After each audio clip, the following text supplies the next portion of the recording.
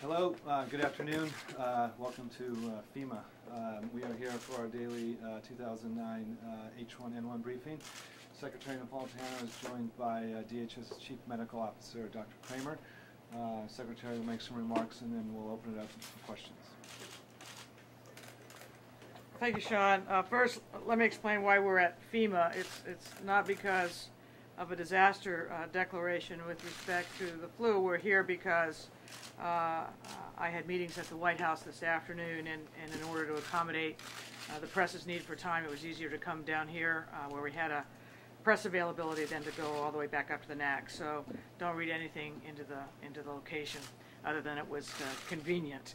But this is our daily briefing to update Americans about our national efforts in respect to the H1N1 flu outbreak. Currently in the United States, we have 286 confirmed cases in 36 states. The large majority of these cases are mild flu cases. They have not required hospitalization. Many of the patients already have recovered. As the Centers for Disease Control and Prevention noted over the weekend, we have started to see encouraging signs that this virus may be mild and that its spread may be limited. We are therefore cautiously optimistic, but nevertheless we realize that this is not the time to rest. We are preparing fully. We also have in mind that H1N1 flu could die down soon and return later again this fall when the flu season enters back in full swing.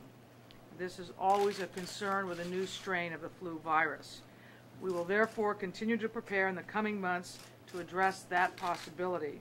And as I have said, this effort is a marathon, not a sprint.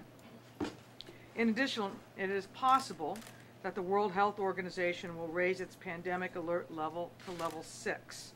This would not be a surprise, nor would it affect our preparation efforts, since we have been preparing since the first appearance of H1N1 flu as if this will be level 6.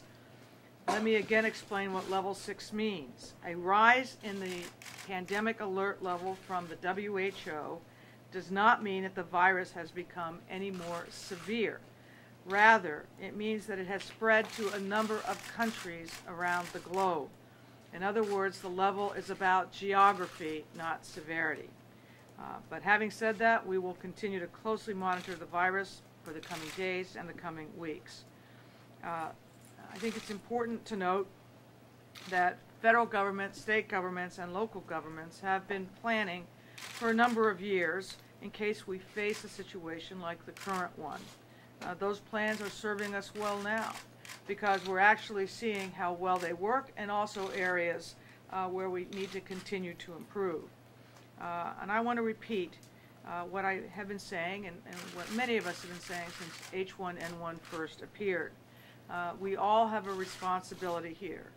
Individuals have a responsibility to cover your mouth when you cough with your sleeve, not with your hand, to not go to work or send your child to school if the child is sick or you are sick, to wash your hands continuously with water or use an alcohol gel.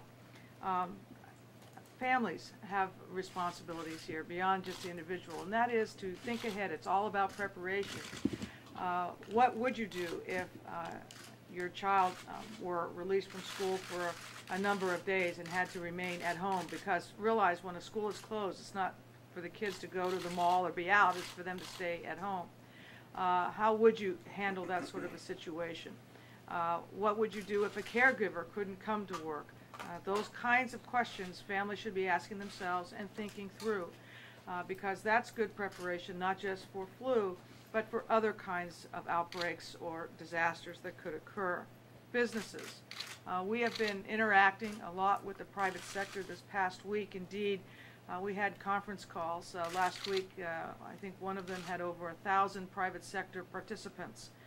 But again, businesses need to think through how they would handle a period of severe flu if there were a large degree of absenteeism, if services had to be restricted, and the like. And lastly, government at all levels, local, state, and federal. we all have plans. Sometimes those plans haven't been dusted off for a while. They need to be. At the federal level, we need to be cognizant of the other demands and strains put on local and state budgets, particularly during this economic downturn, and what we can all do working together to work our way through incidents like we are undergoing now with H1N1. So individual, family, private sector, government, everybody has a shared responsibility and a role to play in this effort. As I've noted, we are cautiously optimistic. The Centers for Disease Control is beginning to look at some of the guidance it has posted on its website. Some of that may be adjusted over the coming days, and so my last word here is to make sure that you go to the CDC website for information and for guidance, because that has changed and will change as we learn more and more about this particular outbreak. With that, I will stop and take questions. Christina Ruffini, CBS News. Mexico says the flu is subsiding there. Do you find that to be the case?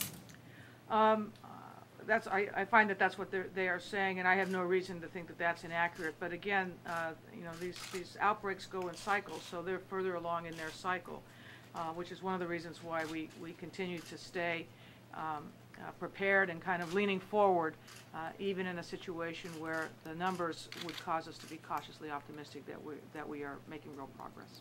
Mike?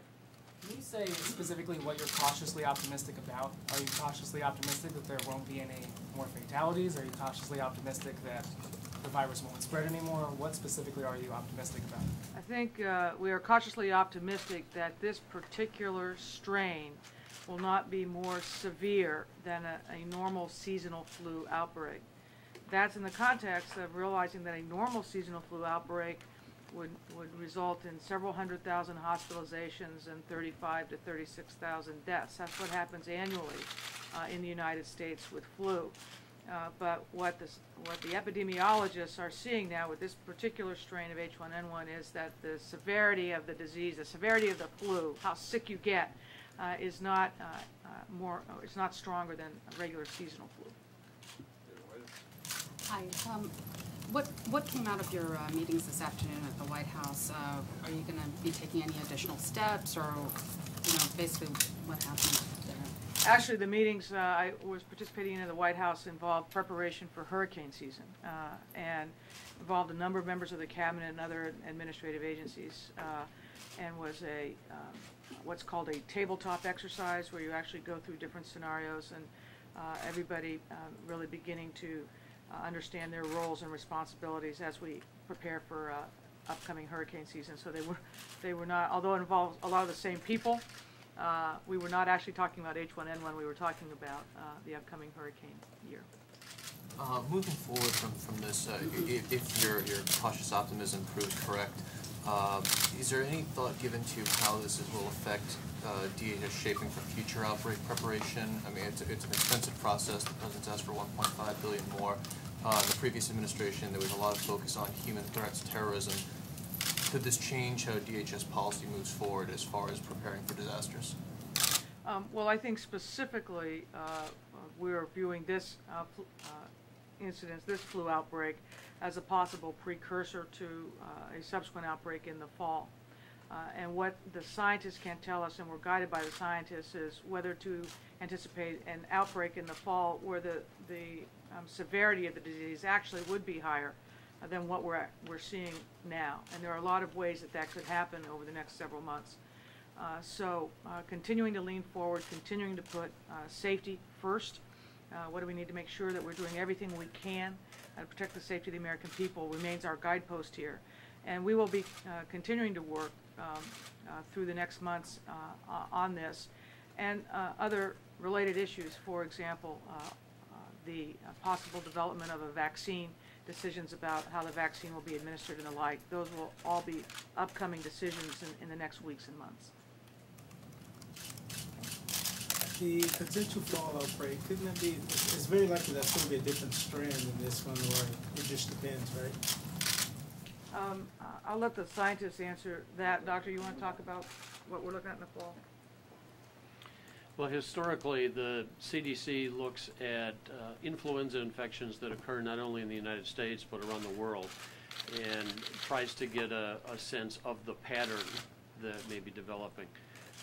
As it relates to this one, you know, the CDC will be looking very closely to see if there are changes between what we're experiencing now, what they start to experience in the southern hemisphere. So we, at this point, really don't have any way of predicting, but there are some typical patterns that the CDC looks at. I'm wondering why the doctor's up there, now that you've had some time to breathe, I guess, and look more closely at this outbreak, any clues on why certain segments of the population are affected more than others, specifically young folks as opposed to elderly, and how the elderly have kind of sort of dodged a bullet here, maybe? Well, at least in the cases that we've seen so far, there have been fewer elderly involved than there have been younger folks. But that's one of the challenges that the CDC faces as they look at diseases like this and sort of do their detective work post hoc to try and identify if there are common patterns among the individuals that were affected and common patterns among the individuals that were not affected. So that's something that the CDC will look at very closely over time. All right, thanks guys. Thanks, guys.